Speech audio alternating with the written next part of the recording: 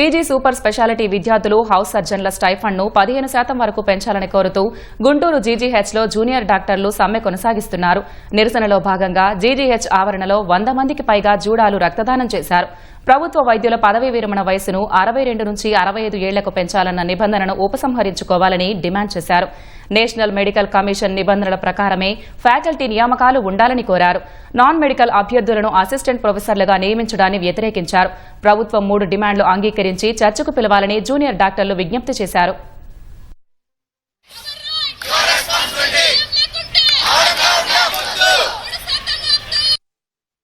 Government మా demands అన్ని చూసి కనీసం వాటి గురించి ప్రతిపాదన కన్నా సరే నెగోషియేషన్ కోసం కూడా పిలవట్లేదండి. అది చాలా బాధాకరంగా ఉంది. ఇప్పుడు దాదాపు 11 రోజులైనా సరే కేవలం 2 సార్లు పిలిచారు. ఆ 2 సార్లు కూడా మమ్మల్ని డిమాండ్ చేస్తున్నారు. ఏంటి మీరు స్ట్రైక్ ఆపేసేయాలి, ఎమర్జెన్సీస్ ఆపకూడదు, మీరు వెళ్ళాలి అని చెప్పి. అంతేగాని కనీసం మమ్మల్ని మాట్లాడే అవకాశం ఇవ్వట్లేదు. ఇక్కడ మేము interns, PGs, super speciality doctors 3 ఉంటారండి. ఇంటర్న్స్కి 5% ఇస్తాము, పీజీస్కి అలాగే సూపర్ స్పెషాలిటీ డాక్టర్లకి 3% అంటున్నారండి. కేవలం ఇంటర్న్స్కి మాత్రం, అది కూడా ఈ సంవత్సరం మాత్రమే 5% ఇస్తానే అంటున్నారు. అసలు ముందు ఇది కాదండి.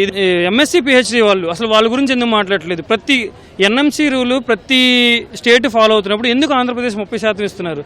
15% కన్నా తక్కువే పెట్టమన్న ఎన్ఎంసీ నామ్ని ఎందుకు ఆంధ్రప్రదేశ్ గవర్నమెంట్ దీన్ని అతీతించి 30% చేస్తున్నారు? దాని గురించి అసలు కనీసం మాట్లాడట్లేదు. అలాగే రిటైర్మెంట్ ఏజ్ గురించి కూడా కనీసం ప్రస్తావన లేదు.